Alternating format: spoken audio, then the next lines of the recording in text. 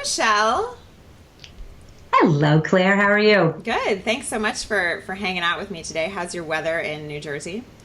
It is gorgeous. Finally, it's gorgeous. Wow, that's only something you can say half the year or less than half the year.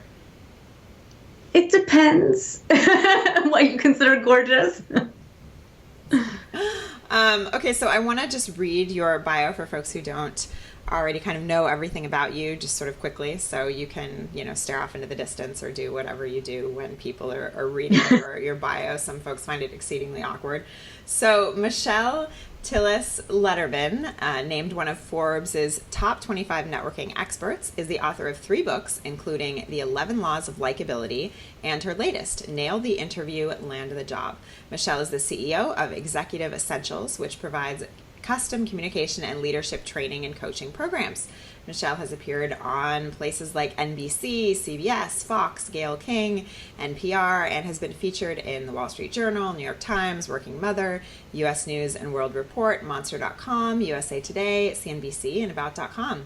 She holds degrees from Lehigh University and Columbia Business School. Connect with her on Twitter and Facebook, and we'll share sort of those links about how folks can connect with you at the end of the talk.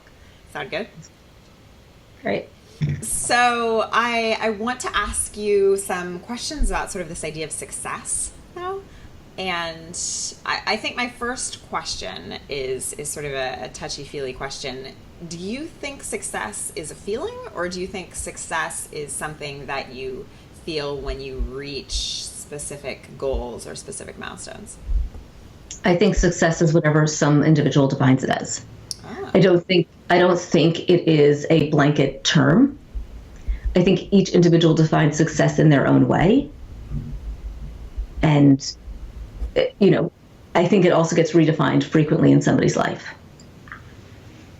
That's really interesting, the idea that we redefine it frequently. So do you, from the outside, people would say, you've had incredible success, so maybe you can't give much guidance to people who aren't there or who aren't yet in your shoes. How would you respond to that? I guess I would never expect to hear something like that. And it's interesting. One of the things that I share when I talk to students, college students and younger professionals, it does look from the outside like I have this, wonderful life. And I do have a wonderful life now. But one of the things that I just put out on the market recently is a program called Get Known, Get Connected, Get Ahead. And it's a video series. And in one of the videos, I actually share a little bit about my background. And you'll see a picture of me 3 years in a row at my school, the school picture that they take each year, wearing the same dress. Because that was the only dress I had. Wow. So, and I didn't grow, so I fit into it for 3 years in a row. No matter where somebody is now, you don't know where they came from. You don't know what shared experiences that you had or what hardships that they've had. And if I even think back to the girl in business school who I thought was snooty, because, from my perspective, she had it all. She never struggled. Right. But she had her own struggles. And we can't minimize somebody else's because they weren't the same as ours. So what I would say to the people who think that I can't relate any longer, if they knew me, they know I can.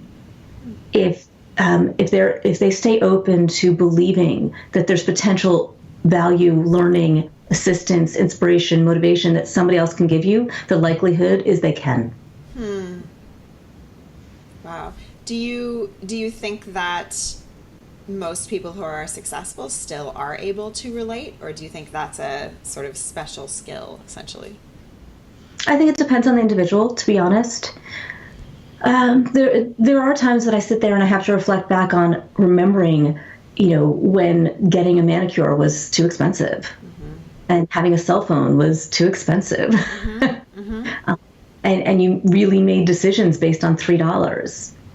And I do remember that, but I take the time in my life to be grateful and to reflect. And it was really interesting because we live in a really nice community and we drive around, and my husband at one point, I would comment on some of the houses, and he thought I was comparing myself to everybody else and like, that's not as good or this is better. And I said, oh no, honey, you don't understand. I never thought I'd have everything I have. I'm doing that to remind myself of being grateful. And he didn't understand that because he grew up with it all. Wow. He didn't understand that this was me tapping into gratitude, not I'm better or I'm worse. Wow. And it was a huge revelation. I remember the drive in the car that day. And so I purposefully take that time to recall and to try to teach my children. Like, I fear that my children are growing up in a way very different than when I did. We sold the dining room furniture to pay the mortgage one month. So there was we had a house that had no furniture. Yeah. And so, my kids don't have those fears and those struggles. Right. How do I ensure that they have resilience and they understand the value of a dollar and they make sound decisions? And so, as a parent, you also do those things to ensure that they learn the things that they need to learn. So I can't say that everybody does this, but what I can say for those that are listening is that no matter where you are in your journey to success, that you already have achieved some level, and appreciate it. Be grateful for where you are. That doesn't mean you don't still have a vision for the future, and that doesn't mean you shouldn't still look in the past, but you need to be grateful for where you are. Wow, I don't know, that really resonated with me. I just tuned up. That's so powerful. And it's so important, I think, with children too.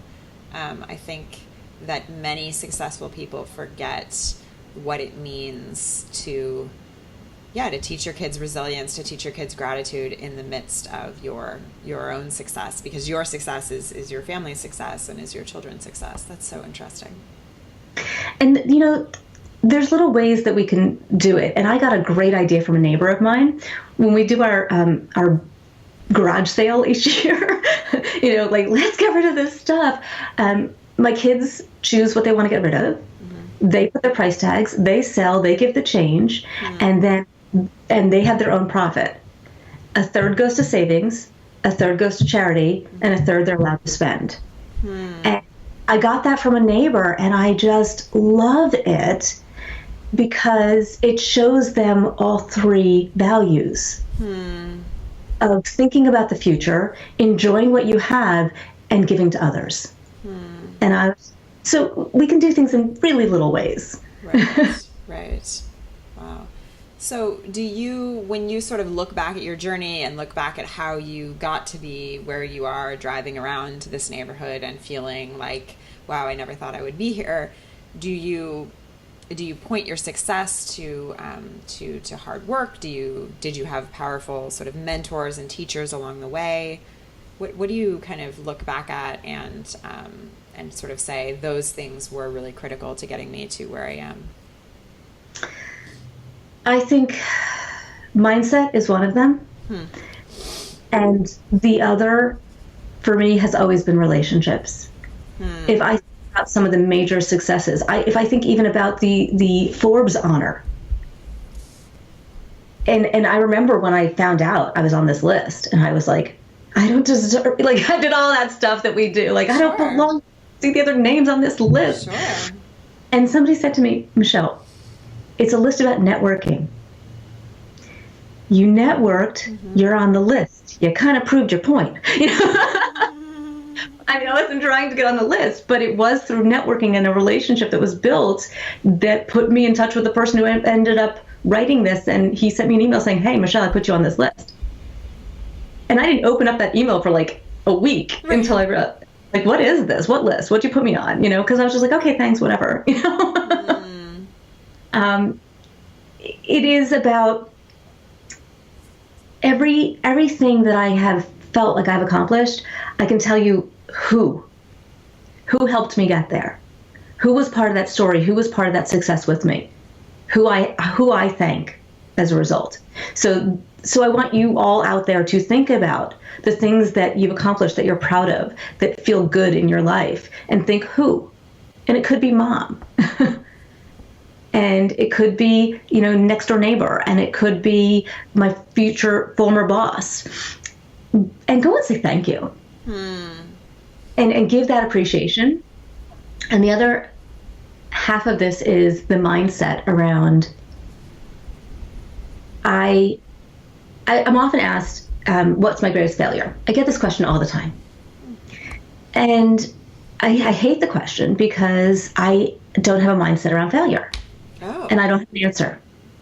And I said, well, I don't think of anything as a failure. I think of things as, okay, that wasn't my best decision, but here's what I learned about it. Right. And here's what I'm doing differently as a result. So did I fail? That's not the way I think. Somebody once asked me if I had a plan B. And I thought, why? And it was a really interesting moment that I'll never forget. We were at this coffee shop, and she had asked me to join this group of hers, and told me she was literally stalking me on the internet. And I asked her, why? And she said she was interviewing these people, and she realized that we all had a very similar philosophy. None of us ever thought we wouldn't be successful at what we would do. It was just a matter of how much time, how much effort, what would I be successful at? Wow. I couldn't tell you when I started this business 12 years ago that this is where I would be today. I didn't have this vision. I didn't have this dream. But I would have a dream for the next year and the next year and the next year. And it would evolve. And so the mindset was, well, if this is working now, let's keep going with this. This is not working anymore. Let's pivot this way.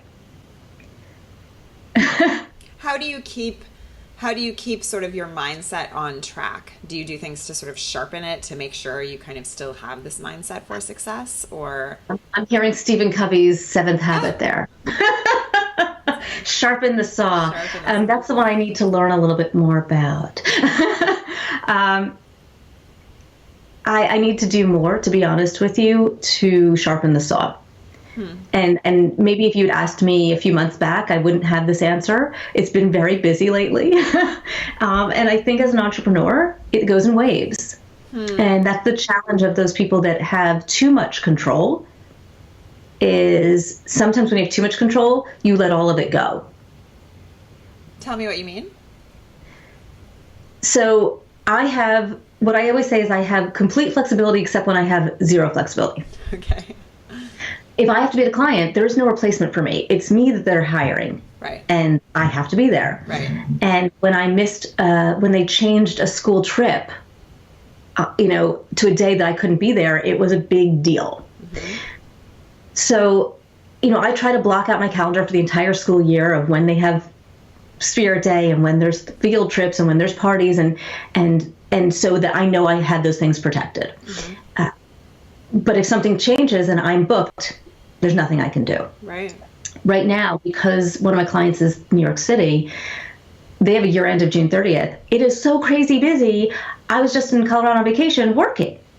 And that's what I mean by, creating boundaries and, letting some of that control go to, well, but mine is customer service and I don't want to not serve my customers. So in answer to your question, there's more I can do. I think there's more we can always do. Sure. I'm not happy with my choices. They are always choices, and I always stand by my choices. That's a great line. I always stand by my choices. I think a lot of us give up our power and say, and we give up our power by not owning choices we made and just sort of blaming it on the world, and ultimately that makes us feel worse in the end. You think that sort of like blaming external forces can make you feel better, but it doesn't in the end. I will share with you one of the things I'm thinking about right now is I agree with you completely. Like, I make my choices and nobody else is making them for me. One of the things I'm trying to think about is, what do these choices do for me? Because at the same time that we make our choices and we complain about our choices, right? So I might complain like, I'm too busy, I'm tired, and we all have those moments, and I absolutely am probably in the midst of one right now. Sure. And I sit there and I think about, but if I didn't make those choices, what would I be feeling, or how would I be reacting to myself? Or it must be giving me something. And if you think about when we make bad choices, not saying all mine are bad, but sometimes they're, I'm learning to say no a little bit more. Sure. Sure. what is it that we're getting from it? Are we getting the avoidance of making somebody else feel bad? Are we getting the rush of closing the deal? Are we getting, what are we getting from it? Because if we understand that, we can then either say, I have enough of it, or I can opt out of it, or I can get that another way. If that choice is not the right way to get it. Right. Does that make sense? I mean, that makes so much sense. I think it's so true that we say yes to things, or we make choices based on some sort of rush or some sort of feeling that we could get in other ways. That's really powerful. My husband put a sticky note about this size on the corner of it was a blue one, but on the corner of my computer for a full year, it sat there and it just had NO. Oh, wow. And it was in his handwriting, and he stuck it there, and it stayed there until it fell off. Right. And every once in a while I would look at it, and it would give me permission to say no. And every time I say no, now I think of it as I'm saying yes to something else. And I celebrate my no's. I'll be like, honey, I said no to this. Aren't you proud of me? That's a great idea. And he is. He's so proud when I say no. That's a great idea. So I want to ask you about one of your 11 laws of likability is one I really love. And I think it's something that people struggle with. Basically, I want you to talk to me about authenticity, because I think that this idea of authenticity sometimes sounds like it runs in counter to success. Maybe we don't want to be honest about our successes or authentic about our successes, and maybe we want to hide them sometimes or appear differently than we are to appear more successful. Excuse me. Bless you. It's interesting. Your phrase, it's counter to success. I would actually say the opposite. I think authenticity drives your success. Oh. And, I'm going to give you a weird analogy right now, but it's what makes me, when I was writing the book, this is what I was thinking about. Yeah. I was watching Dancing with the Stars. Sure.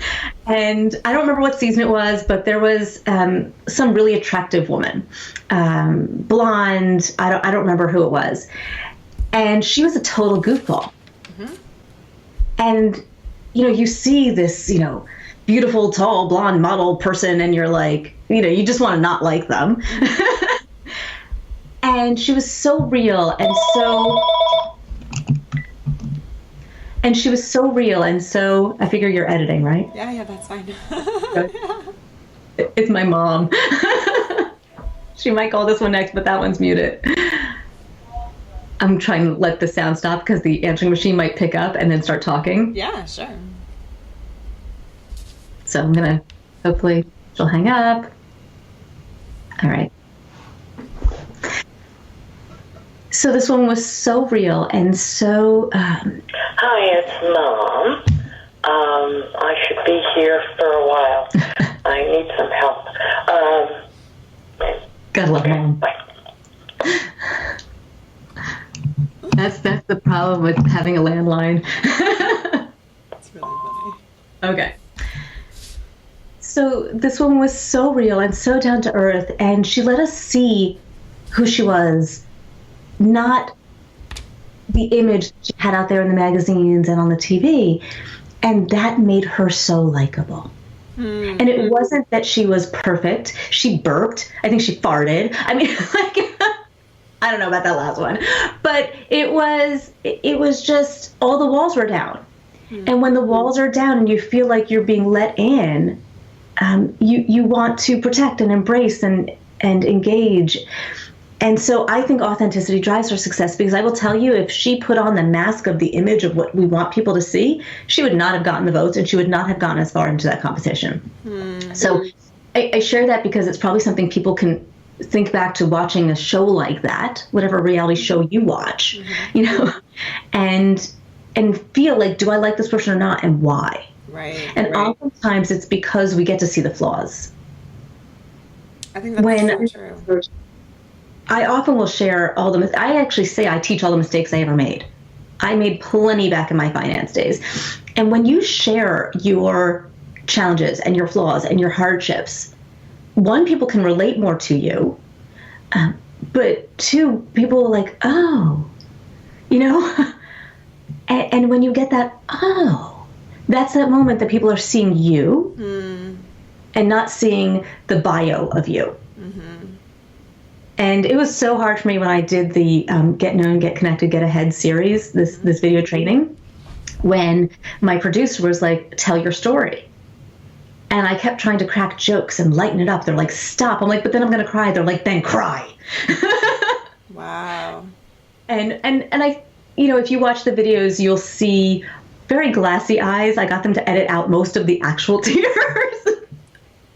But it's hard to be vulnerable and to share of yourself.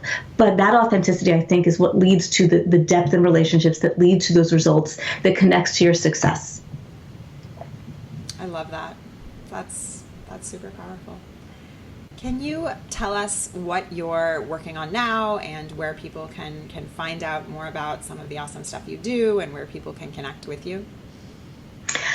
I have loads of ways that people can connect with me. And I promised on this thing a couple of things. I promised you a free networker assessment, a free chapter of the book. For those that are in the job search, I've got the interview prep checklist. I don't know, there's probably some other goodies that I send out. If they go to my website, Michelle, Michelle, Tillis, Tillis, Lederman, Lederman.com/gift pack. They'll get it all. One link, and you get all of it. You get a series of videos, a lot in the first month, and then I slow it down with ongoing video tips. The Get Known, Get Ahead, Get Known, Get Connected, Get Ahead. I gotta be able to say that off the tongue. Hopefully, we'll be out by the time that this goes live. And if you go to my website, I'm sure I'll have some kind of announcement about it, or you can Google Get Known, Get Connected, Get Ahead, and the video series. And I usually give any listener to a summit a discount. I don't know what the code is going to be, but let's just say, 97 off. I got to write that down somewhere. 97 off will be the code, and you'll get the series for $97. I don't know. I'm making this up off the top of my head. You know it's not out yet. But you can find me on Facebook, Twitter, LinkedIn. On Facebook, go to the author speaker page, not the friend page, because I'm not letting you see how big my hair was in the 80s. And what's your handle on Twitter? What's your Twitter username? At MT Lederman, and it's Lederman. It sounds like David Letterman. We say it the same, but spell it differently.